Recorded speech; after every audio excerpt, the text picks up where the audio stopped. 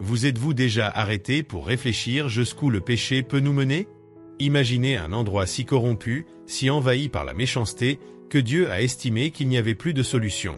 Cet endroit existait, et il s'appelait Sodome et Gomorrhe. Dans ces villes, le mal était si profond, si irréversible, que la seule réponse divine fut de verser du ciel le feu et le soufre pour les détruire complètement.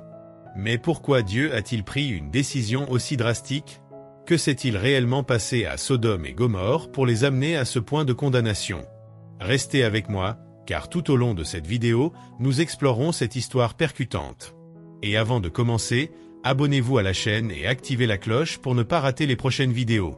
Sodome et Gomorrhe étaient deux villes situées sur la plaine fertile du Jourdain, dans une région prospère et pleine de richesses. À première vue, ils semblaient être des exemples de réussite, avec une société stable et de grandes ressources. Cependant, derrière cette façade de prospérité, se cachait une réalité d'immoralité et de décadence extrême. Les habitants de ces villes étaient profondément impliqués dans des pratiques inhumaines, des violences, la corruption et surtout, un terrible manque de respect pour l'autre. Les Écritures rapportent clairement que les hommes de ces villes étaient plongés dans des actes de perversion et que leur méchanceté avait atteint des niveaux insupportables. Imaginez vivre dans une société où la cupidité est la règle et la gentillesse considérée comme une faiblesse. C'était le scénario de Sodome et Gomorrhe. Bien que beaucoup aient regardé les richesses superficielles, Dieu a vu au-delà de la façade, voyant dans le cœur des gens, et ce qu'il a trouvé était quelque chose de complètement insoutenable. C'est dans ce climat de tollé et d'injustice que Dieu a décidé d'intervenir. Mais avant d'agir avec jugement, il voulait donner une dernière chance à la rédemption. Et c'est là qu'Abraham entre en jeu. Un homme connu pour sa foi et sa justice, choisi par Dieu pour intercéder en faveur de ces villes. Un jour apparemment ordinaire, alors qu'Abraham se reposait dans sa tente, il reçut la visite de 3 voyageurs. Cependant, il ne s'agissait pas de voyageurs ordinaires, ils étaient des messagers divins. Bien qu'Abraham ne le sût pas à l'époque, il y avait parmi eux Dieu lui-même. Dieu ne pouvait plus ignorer la situation. Il était pleinement conscient de chaque péché qu'il avait commis, et la méchanceté de Sodome et Gomorrhe avait atteint un point de non-retour. Dans Genèse 18, 20-21, Dieu révèle à Abraham son plan de destruction pour ces villes. Le cri contre Sodome et Gomorrhe est si grand et leur péché si grave, que je descendrai et je verrai si l'on fait selon le cri qui m'est venu, et si ce n'est pas le cas, je le saurai. Abraham, connaissant la corruption de ces villes, ressentait une grande détresse, surtout parce que son neveu Lot vivait à Sodome. Lot, bien qu'entouré de perversion, était un homme juste au milieu de cette désolation morale. Puis, poussé par la compassion et l'intercession, Abraham commence à négocier avec Dieu, cherchant un moyen de sauver la ville. « Monsieur, dit-il, et s'il y avait 50 justes dans la ville? Détruirez-vous Sodome et n'épargnerez-vous pas les 50 justes qui s'y trouvent? » Dieu répond par une promesse claire. « Si je trouve à Sodome 50 justes dans la ville, j'épargnerai tout le lieu à cause d'eux. » Abraham, percevant la miséricorde de Dieu, poursuit la négociation, de plus en plus angoissé, en demandant « Et s'il y avait 45 justes? Ne détruirez-vous pas pour les 45? » Et Dieu, encore une fois, répond « Je ne te détruirai pas si j'y trouve 45 justes. » Abraham, encore plus préoccupé par le fait qu'il puisse y avoir moins de justes que prévu, continue la négociation, abaissant le nombre « Et s'il y avait 40 justes? » Dieu répond « Je ne le ferai pas pour 40 ans. » Abraham suit son intercession, avec encore plus d'insistance « Et s'il y avait 30 justes? » Et Dieu répond encore « Je ne le ferai pas si j'y trouve 30 justes. » Abraham diminue encore plus le nombre, essayant enfin de sauver ces villes qui semblaient condamnées, « Et s'il y avait 20 justes? » Dieu dit « Je ne les détruirai pas pour les 20. » Ce marchandage continuel d'Abraham reflète son profond désir de sauver la ville et révèle la miséricorde infinie de Dieu, prêt à épargner un endroit entier pour le bien des justes. Abraham fait alors une dernière tentative. « Et s'il y avait 10 justes? » Dieu, dans son immense miséricorde, a répondu « Pour l'amour des 10, je ne détruirai pas. » Sur ce, la négociation d'Abraham prend fin. Dieu avait promis que s'il y avait au moins 10 justes, il épargnerait la ville. Abraham a fait de son mieux, mais au fond de lui, il savait qu'il n'y aurait même pas 10 justes là-bas. La ville de Sodome était déjà si corrompue qu'il n'y avait aucun espoir pour elle. Alors que la nuit tombe sur les villes de Sodome et Gomorrhe, 2 anges sont envoyés pour confirmer ce que Dieu avait décidé. Lorsqu'ils arrivent, ils trouvent Lot, le neveu d'Abraham, assis à la porte de la ville. En voyant les anges arriver, Lot se rend immédiatement compte de la gravité de la situation. Il savait que la ville était sur le point de recevoir le jugement de Dieu et l'atmosphère de Sodome était chargée de corruption et de violence. Instinctivement, il s'approche des anges, inquiet du danger qu'ils couraient. Lot les reconnaît comme messagers divins et comme un acte d'hospitalité et de protection, court vers eux et les invite chez lui. Il savait qu'à cette époque, rester dehors la nuit à Sodome était un risque mortel. « S'il te plaît, entre dans la maison d'un domestique, dit Lot. Reste avec moi. Ne restez pas dans la rue toute la nuit. » Les anges, au début, sont réticents à accepter, parlant de manière mystérieuse, comme s'ils savaient déjà ce qui se passait dans la ville. « Passons la nuit sur la place, répond-il, mais Lot, avec une expression de désespoir, insiste « Non. N'hésitez pas à entrer. S'ils restent sur la place, ils seront en grand danger. Viens avec moi. Protégez-vous, vous ne pouvez pas rester ici. » Face au danger imminent, les anges acceptent finalement l'offre de Lot et entrent dans sa maison. Mais même à l'intérieur de sa maison, le danger n'était pas encore passé. Comme on pouvait s'y attendre, bientôt la porte de Lot fut encerclée par les hommes de la ville. Des hommes de tous âges entouraient la maison de Lot avec fureur, frappant à la porte et criant avec colère. « Où sont les hommes qui sont entrés dans ta maison ce soir? Sortez-les pour que nous puissions les connaître. » Le mot « savoir », dans le contexte biblique, se référait à une intention malveillante et abusive. Ces hommes n'étaient pas simplement intéressés à voir les visiteurs, ces plans étaient pour une perversion totale. La ville de Sodome s'était déjà complètement écartée de ce qui était juste ou digne. Lot, affligé et le cœur brisé, se lance dans un effort désespéré pour protéger ses divins invités. Tentant d'apaiser la foule, il fait une offre impensable pour les sauver. « S'il vous plaît, mes frères, ne faites pas de mal à ces hommes. Ils sont mes invités, ma responsabilité. J'ai 2 filles vierges, je vous les donnerai. Fais en ce que tu veux, mais ne touche pas à mes invités, car ce sont mes invités. » Mais les habitants de Sodome, aveuglés par la méchanceté, répondent avec fureur et moquerie. « Tu es un étranger et maintenant tu veux nous juger? Nous te ferons quelque chose d'encore pire qu'à eux. » Face à cette réponse, Lot commence à se retirer dans la maison. Mais à ce moment-là, les anges prennent le contrôle de la situation avec l'autorité divine. Ils attirent Lot à l'intérieur, ferment la porte et d'un simple geste, aveuglent les hommes de la ville qui, perdus, commencent à chercher sans but, incapables de trouver l'entrée. Le deuxième ange ordonne alors à Lot, « Partez immédiatement avec votre famille. L'Éternel détruira cette ville et personne d'autre ne pourra y être sauvé. » Lot, submergé par la peur, hésite, incapable de croire ce qui se passe. Même s'il savait que la destruction était imminente, laisser tout ce qu'il connaissait et possédait le paralysait. Les anges tirent alors Lot et ses filles hors de leur maison, mais la femme de Lot reste paralysée, regardant autour d'elle, effrayée et inconsciente, alors que les flammes commencent à consumer la ville et que la destruction se profile à grands pas. La peur et la pression de la situation la font hésiter et se tourner vers ce qu'elle laissait derrière elle. Le premier ange dit vivement à Lot, « Lève-toi, il n'y a pas de temps.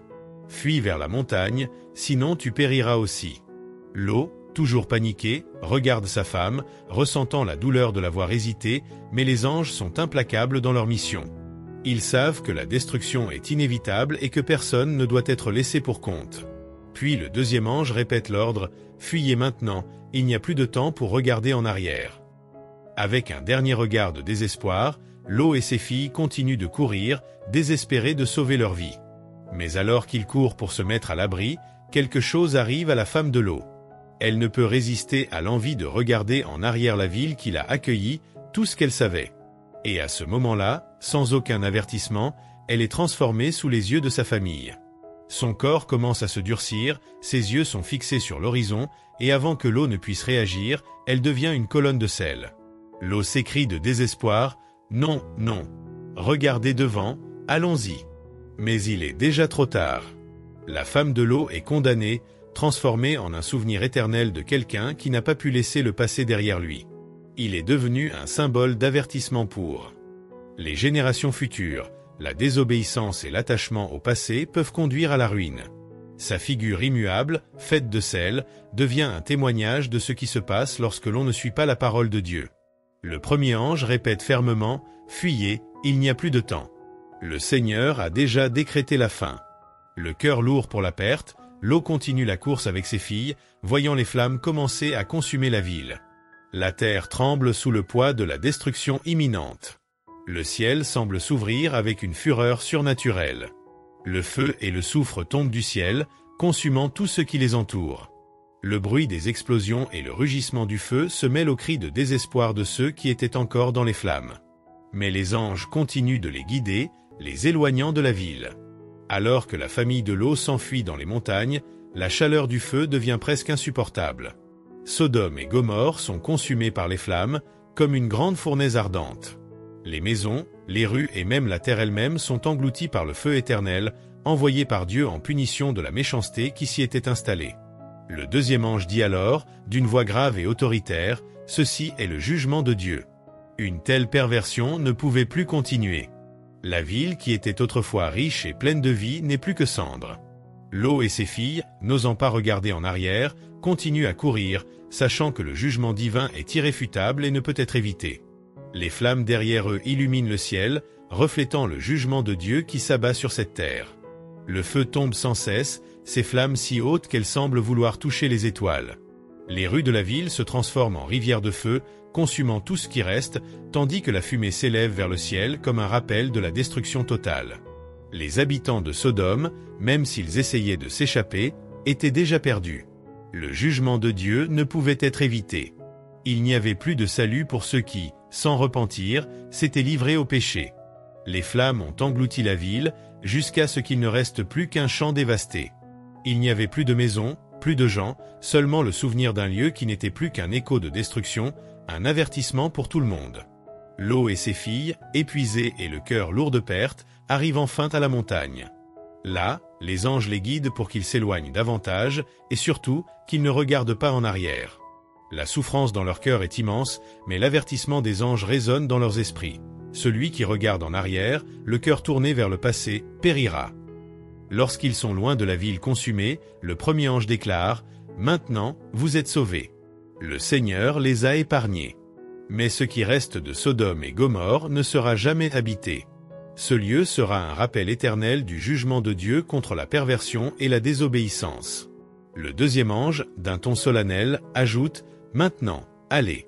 Vivez selon les enseignements du Seigneur. Ne vous laissez pas corrompre par le péché de Sodome. » Lot et ses filles, en silence, échangent des regards. Le poids de la perte de sa femme est toujours dans leur cœur. Ils venaient d'assister à la destruction complète d'une ville qui représentait tout ce que Dieu avait ordonné. La douleur de la séparation est immense, mais la réalité est claire. Ils doivent aller de l'avant. Il ne leur reste plus rien, rien que des cendres et des souvenirs amers. Le temps de la repentance est révolu pour Sodome. Lot, toujours fatigué et effrayé, demande à l'ange « Nous irons, mais comment pouvons-nous oublier? Comment aller de l'avant avec tant de douleur dans mon cœur ?» L'ange, avec une expression de compassion, répond à Lot « La douleur est réelle, oui, mais souviens-toi que le Seigneur t'a épargné, toi et tes filles. Ne regardez pas en arrière ou ne vous accrochez pas au passé. Celui qui n'avance pas perd la chance d'apprendre de la souffrance.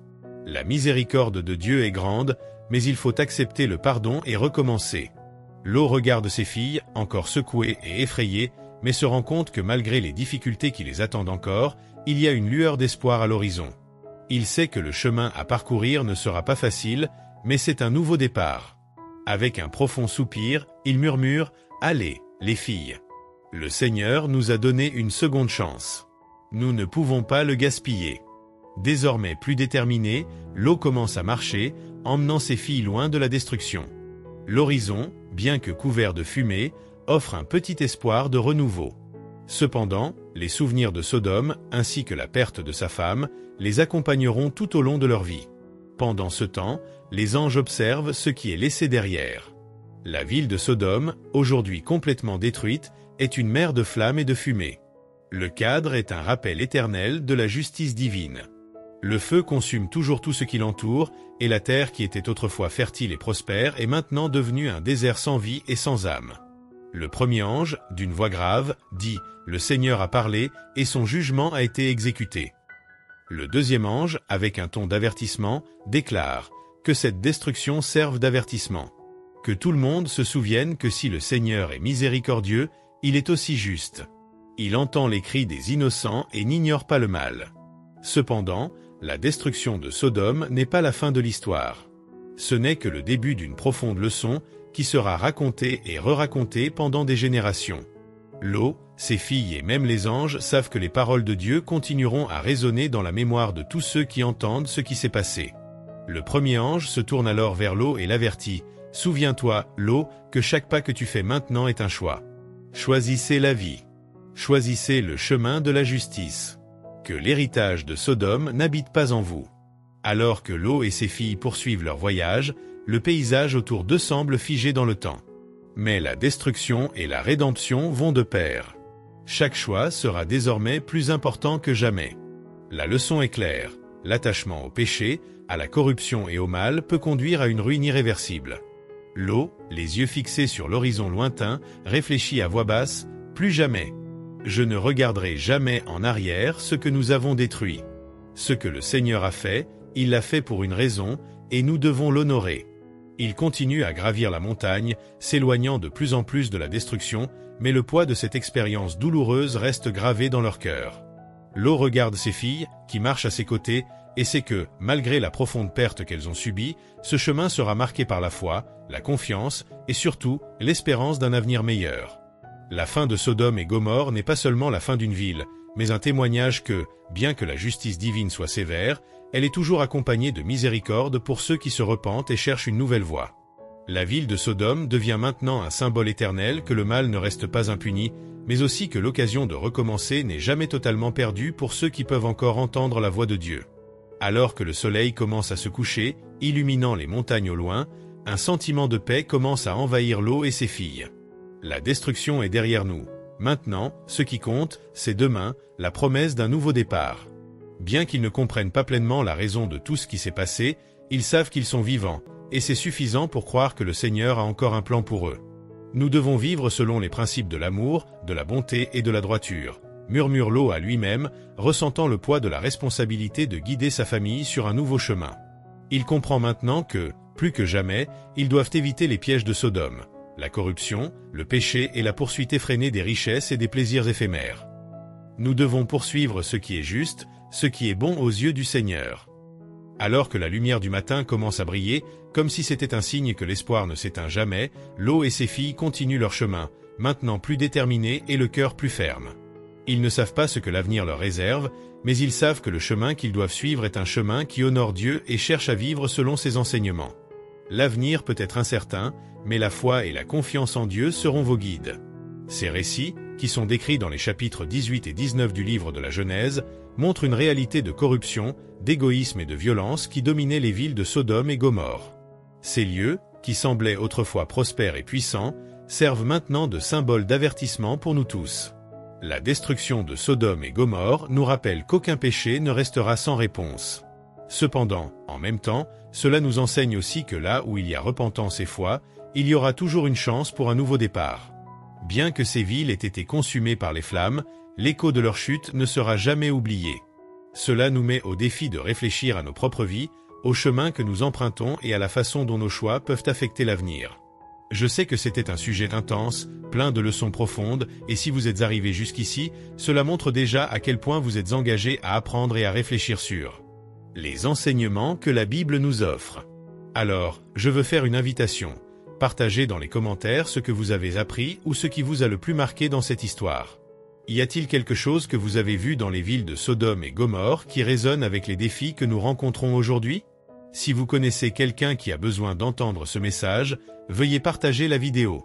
Ensemble, nous pouvons diffuser davantage de réflexion, de compréhension et de transformation.